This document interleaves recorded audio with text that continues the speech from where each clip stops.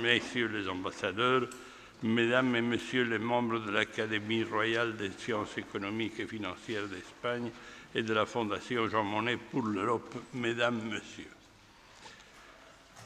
Je suis ravi de vous accueillir pour cette journée et je tiens à exprimer la grande satisfaction de la Fondation pour cette initiative de l'Académie royale des sciences économiques et financières d'Espagne qui va nous amener à réfléchir ensemble et à parler de l'Union européenne au-delà de la crise qui n'est pas encore tout à fait derrière elle, mais que nous avons le ferme espoir qu'on est en train de surmonter.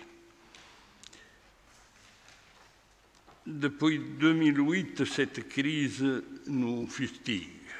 D'abord, la crise financière des subprimes des États-Unis et la crise bancaire mondiale, née hors d'Europe, mais avec une forte répercussion sur notre continent. La crise des dettes souveraines qui a fortement touché la zone euro.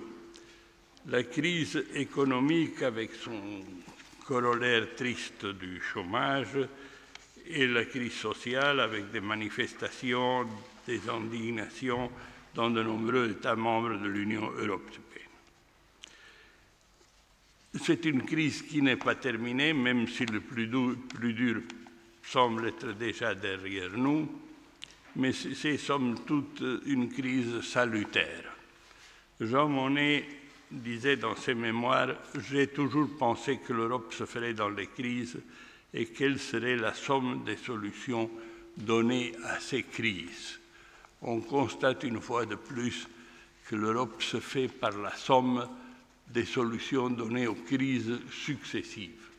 Heureusement, comme il l'a aussi dit, les racines de la construction européenne sont maintenant si fortes qu'elles tiennent même les crises les plus dures qu'on a vues pendant ces derniers 70 ans.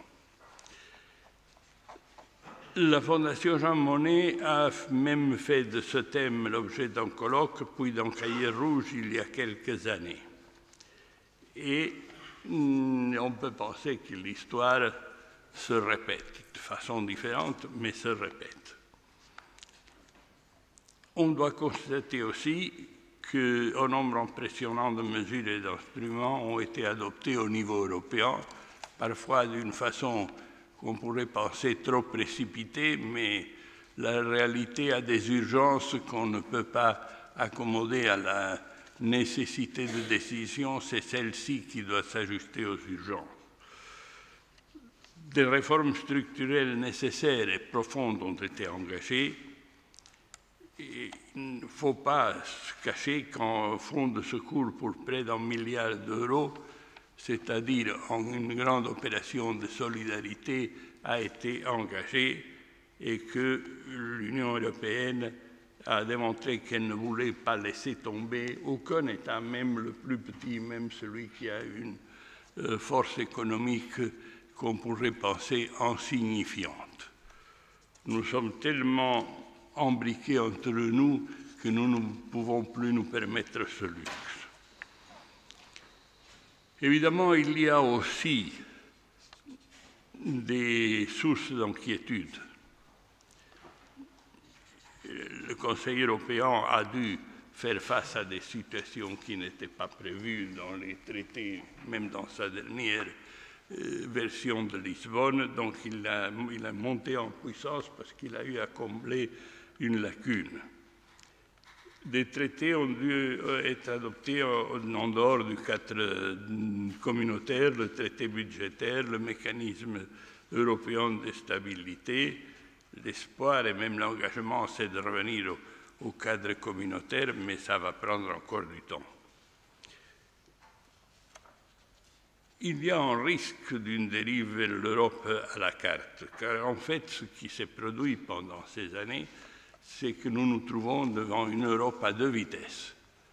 Ceux qui acceptent l'expression des traités de vouloir s'unir d'une façon chaque fois plus forte et plus engagée, et ceux qui ne l'acceptent pas et veulent maintenir ou même les liens qui existent ou même les diminuer. Et pour un temps prévisible, cette situation va continuer à se produire. C'est-à-dire qu'il y aura deux Europes, l'Europe du noyau dur et l'Europe qui tournera autour du noyau dur. La grande nouveauté, c'est que le noyau dur maintenant est un noyau dur immense. Ce n'est pas un petit noyau dur des pays fondateurs ou avec quelques additions, c'est l'immense majorité de l'Europe.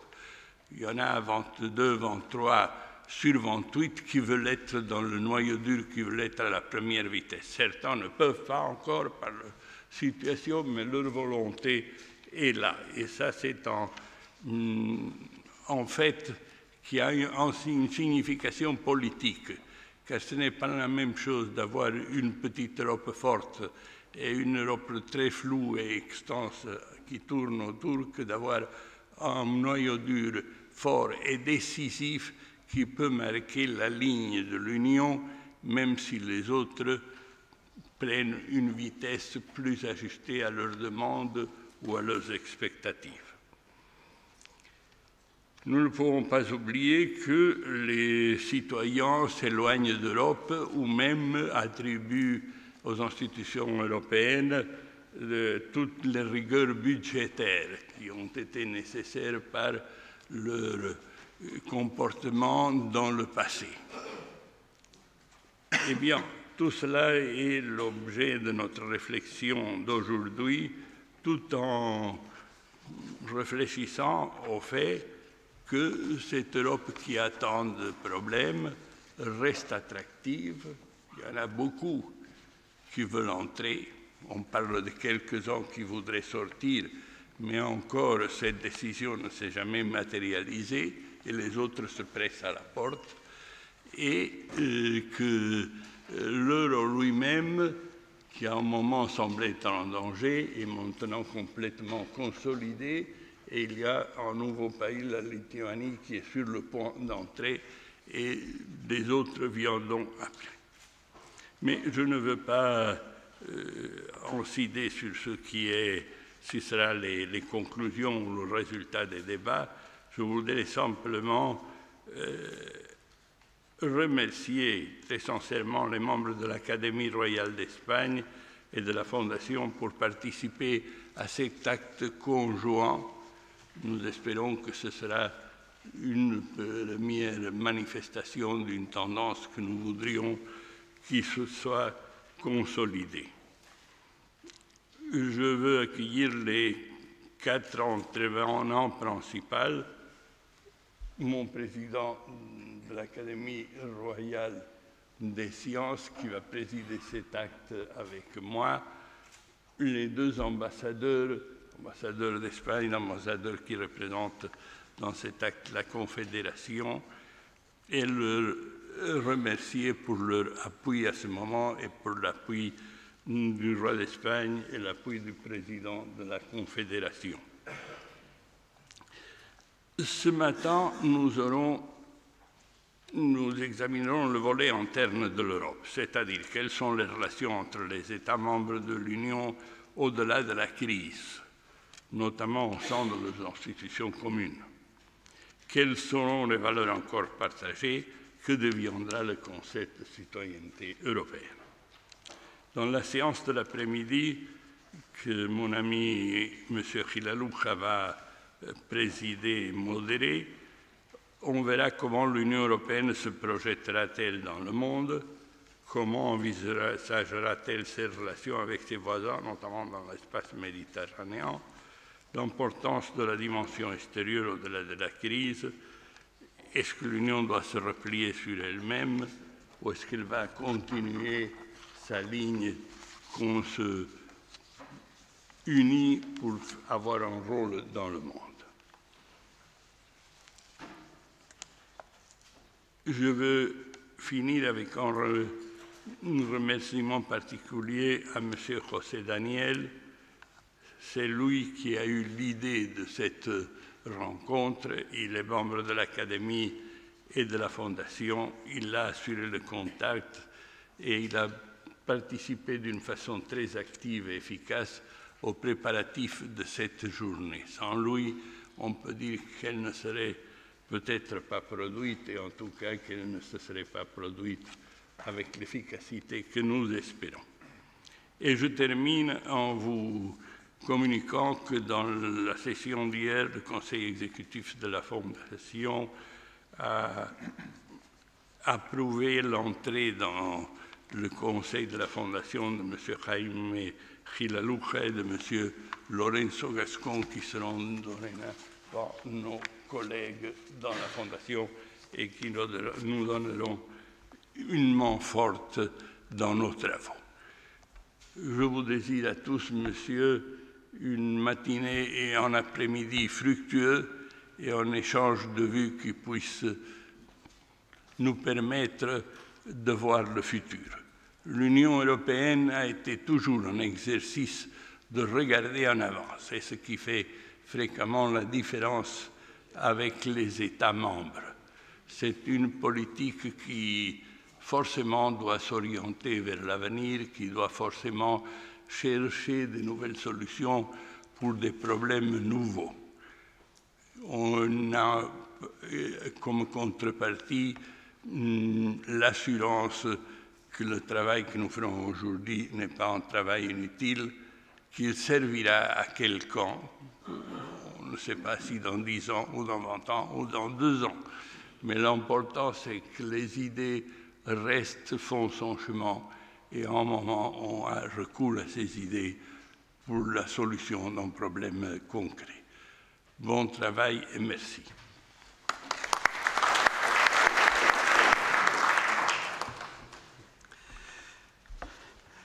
Monsieur le Président de la Fondation Jean Monnet pour l'Europe, Messieurs les ambassadeurs, Messieurs les membres du Conseil de la Fondation, Messieurs les académiciens, Madame, Messieurs, avant tout, permettez-moi, Monsieur le Président, de vous remercier très sincèrement d'avoir eu la gentillesse et la générosité de nous admettre, Monsieur Gascon et moi-même, au Conseil de la Fondation. J'espère que vous pouvez être sûr qu'on travaillera aux objectifs de la Fondation avec toutes nos forces et toute notre illusion. Merci, Monsieur le Président.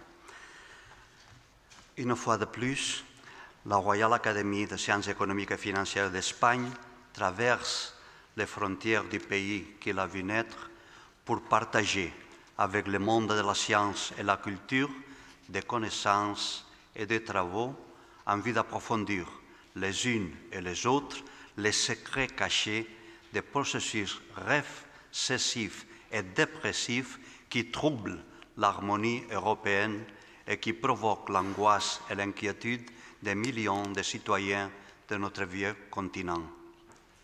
Et nous le faisons ici, au sein de la Confédération helvétique, conjointement avec une institution aussi prestigieuse que la Fondation Jean Monnet pour l'Europe. Nous sommes convaincus que l'acte académique solennel qui commence sera un nouveau point de repère pour tous ceux qui, d'un point de vue social, scientifique et technique, souhaitent apporter les lignes d'action capables d'améliorer et de consolider la cohésion et l'efficacité interne de l'Union européenne, ainsi qu'augmenter son influence externe, notamment dans l'intérêt des pays membres. Visant à l'horizon ces points de référence, l'Académie royale et la Fondation et l'Académie royale ont convenu de développer, sur le thème général de l'Union européenne au-delà de la crise, 2 aspects autour desquels tournent de nombreuses inquiétudes: les relations entre les pays membres de l'Union européenne et la relation entre l'Union européenne et les pays émergents.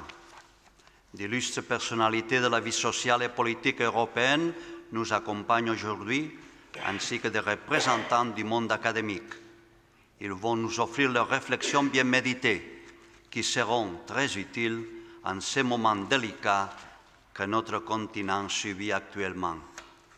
Nous disons notre continent, oui, notre continent dans sa totalité, car nous sommes convaincus que les problèmes économiques et financiers qui affligent certains États du sud de l'Europe se propageront plus ou moins rapidement, plus ou moins intensément, à un rythme irrégulier mais inexorable, si on n'adopte pas les mesures nécessaires en rectifiant ce qui doit être rectifié pour changer la ligne de la tendance dépressive.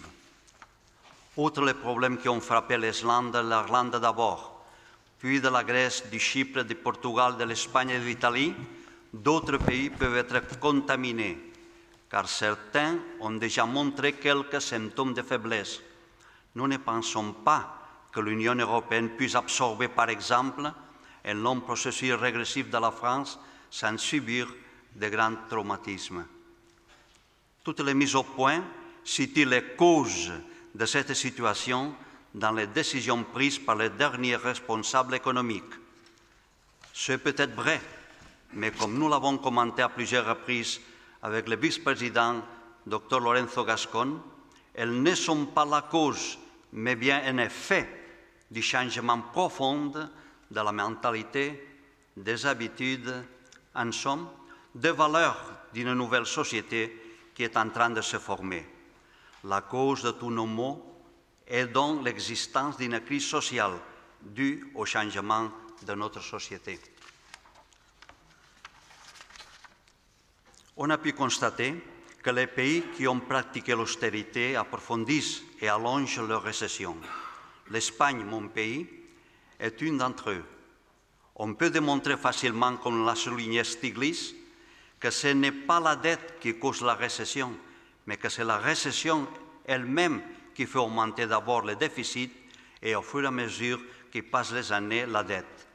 Lorsqu'un pays entre en récession, ses revenus fiscaux diminuent et ses frais sociaux, principalement l'indemnité du chômage, augmentent. Nous pensons que la façon d'adoucir et d'écourter une récession ne consiste pas seulement à réduire les dépenses publiques, mais à ajouter à une réduction sélective et bien choisie une stratégie de croissance. Et ce n'est que lorsque la croissance se sera récupérée qu'on pourra, avec beaucoup moins de sacrifices, rendre la dette acquise, ainsi que celle qui a été ajoutée pour combattre la crise pendant la période de récession. Et dans ce contexte, on peut se demander comment pouvons-nous investir pour changer les signes du cycle économique? Nous considérons qu'il faut réviser et élargir notre concept traditionnel d'infrastructure. On ne peut pas parler uniquement de ciment. Il faut parler aussi de neurones. Il faut investir en éducation, en innovation, en recherche, en culture. Celles-ci sont les infrastructures que nous ferons croître à l'avenir et pourront inverser le cycle en augmentant la productivité. Parce que nous croyons que notre monde est possible, nous plaidons pour intensifier les efforts de collaboration et de coopération dans le domaine de la recherche scientifique. Avant de finir, permettez-moi de remercier encore une fois à la Fondation Jean Monnet pour l'Europe et surtout à son président, M. José María Gil Robles. Merci à toutes et à tous, membres du Conseil de la Fondation et membres de l'Académie. Merci, Monsieur l'académicien José Daniel Goubern, pour vos efforts qui ont permis que cette rencontre soit un succès incontestable. Avec vous tous, nous sommes sûrs que notre Europe va sortir de ces difficultés momentanées et qu'avec votre concours, nous réussirons à convertir notre espace en un monde nouvellement prospère, un monde plus libre, plus juste et plus solidaire. Merci.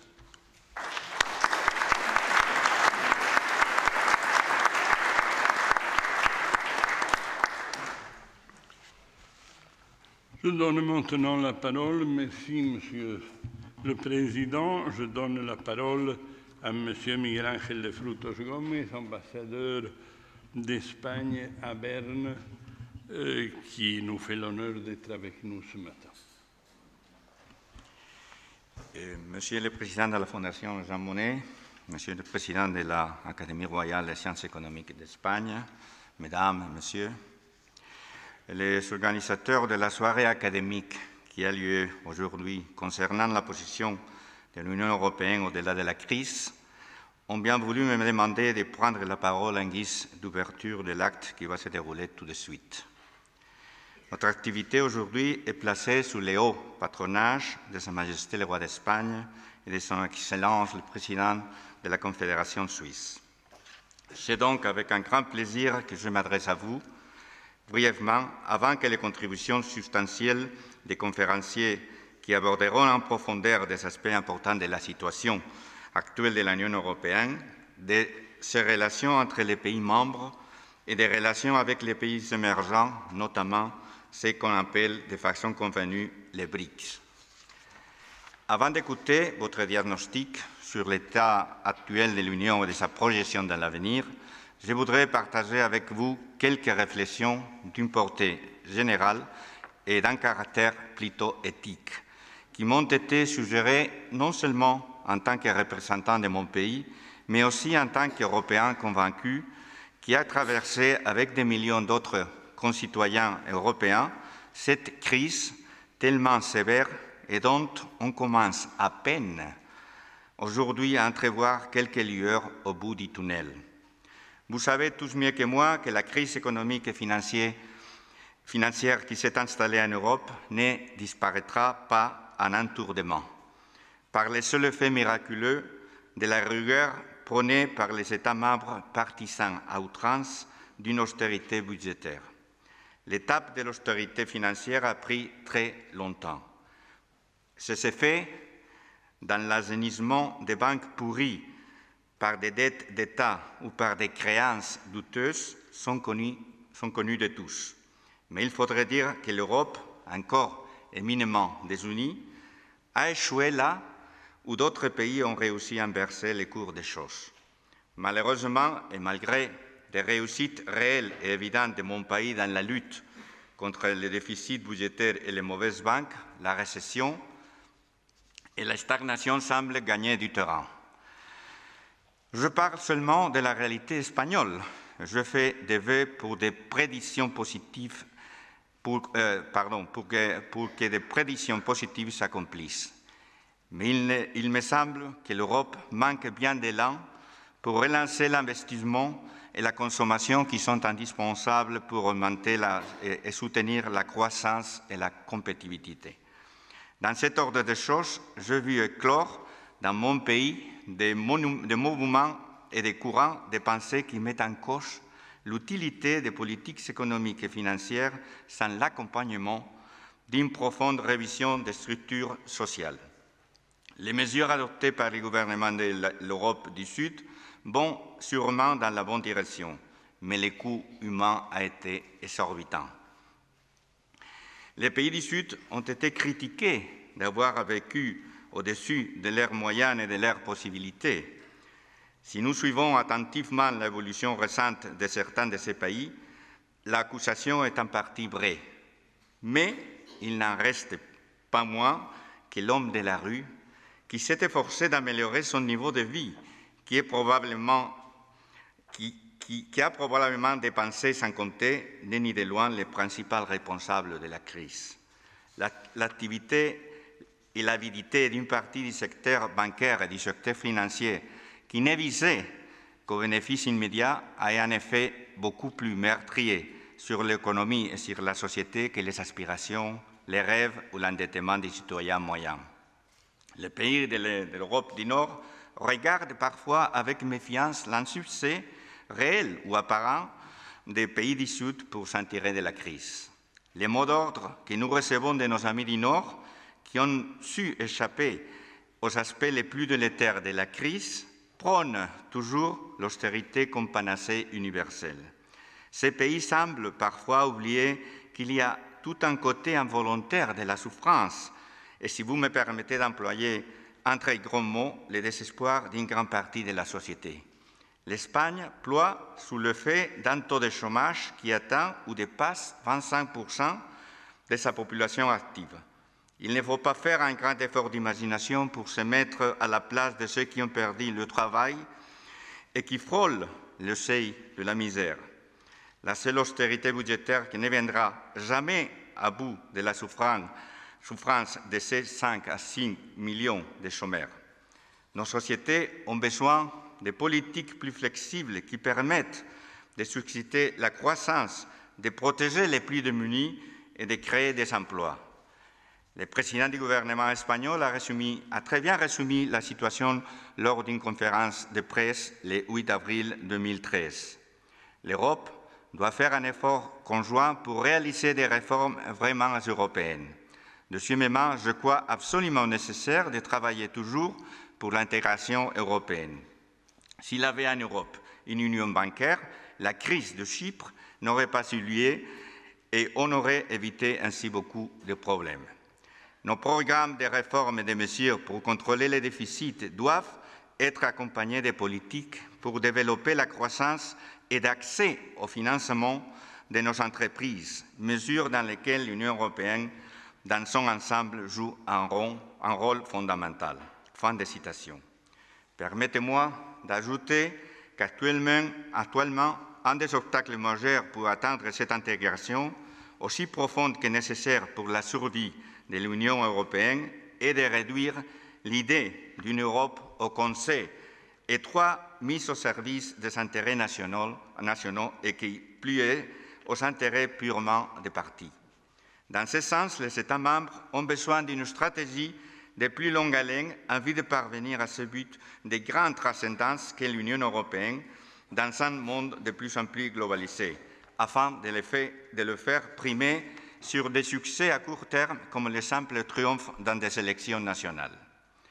Avant de finir, je voudrais exprimer en tant qu'ambassadeur à Berne mon souhait et le souhait de mon pays que la Confédération suisse soit de plus en plus intégrée dans l'Union européenne. La Suisse est placée au cœur de l'Europe et partage avec tous les États membres les mêmes valeurs politiques, morales et économiques.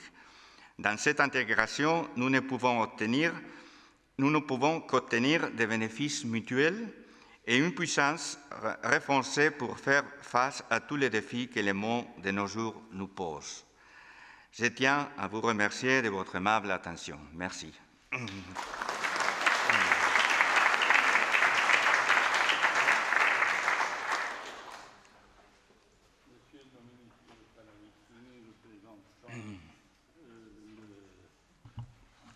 En ce jour du gouvernement suisse de la Confédération, ambassadeur, directeur suppléant de la Direction des Affaires européennes du département fédéral des Affaires étrangères.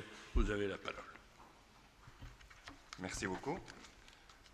Monsieur le Président de la Fondation Jean Monnet pour l'Europe et de la Real Academia de Ciencias Económicas y Financieras d'Espagne, Monsieur l'ambassadeur, Mesdames et Messieurs. Je suis né en 1937. Lorsque j'étais enfant, la tourmente s'était à nouveau emparée du vieux continent. Les sujets agréables et futiles étaient absents des conversations. Seuls les temps que les bombes retenaient alors l'attention, et ce, jusqu'à ce que l'Europe soit en ruine. Pourtant, à la fin de cette Seconde Guerre mondiale, pour la première fois, les discours ne se focalisaient plus sur l'équilibre de l'Europe. Le balance of power s'était propagé à l'ensemble du monde. On appelait ça la guerre froide. Sous sa protection précaire, l'Europe de l'Ouest pouvait, pour la première fois, rompre avec son cercle vicieux de massacres et de vengeance.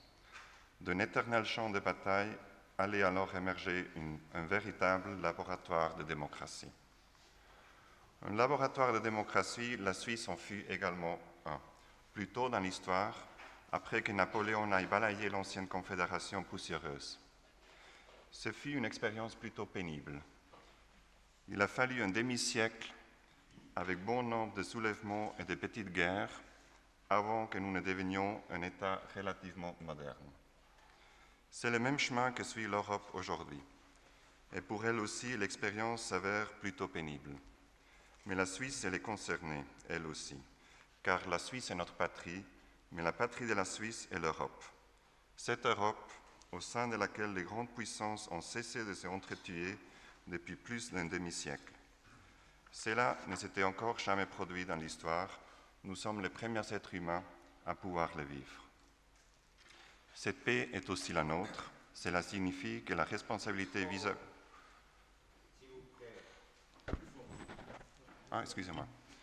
Cette paix est aussi la nôtre, cela signifie que la responsabilité vis-à-vis de notre pays, qui est portée par chacun de ses citoyens, sera toujours une responsabilité vis-à-vis du continent.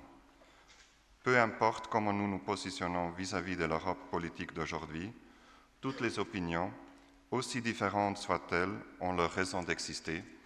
Notre attitude doit être guidée par une sympathie fraternelle envers cette grande expérience. Mesdames, Messieurs, j'espère que vous l'aurez constaté et vous me croyez quand je vous dis que je ne suis pas né en 1937. Le texte que je viens de vous lire n'est pas le mien, mais émane de la plume de Peter von Matt, ancien professeur de l'Université de Zurich, écrivain actuel et engagé.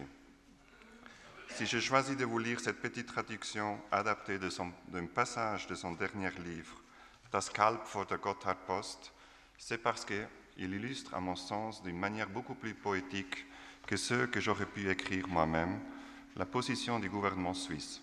Avant tout, nous sommes tous des Européens. C'est la raison pour laquelle nous sommes ici aujourd'hui, la raison pour laquelle la Suisse soutient des institutions telles que la Fondation Jean Monnet pour l'Europe, et la raison pour laquelle l'acte académique d'aujourd'hui est placé sous le haut patronage du président de la Confédération suisse. À l'heure où le discours concernant l'Europe se focalise sur les difficultés économiques du continent, il est important de se rappeler que l'Union européenne est aussi un projet de paix couronné de succès et qu'elle est toujours sortie renforcée des crises qu'elle a traversées. Nous saluons cet acte académique qui fait la part belle à l'échange et encourage une prise de recul sur notre monde, notre Europe au-delà de la crise. Il me reste à souhaiter, Mesdames, Messieurs, au nom de la Suisse, la bienvenue à nos distingués hôtes espagnols et à toutes et tous une journée riche en partage. Merci, Monsieur le Président.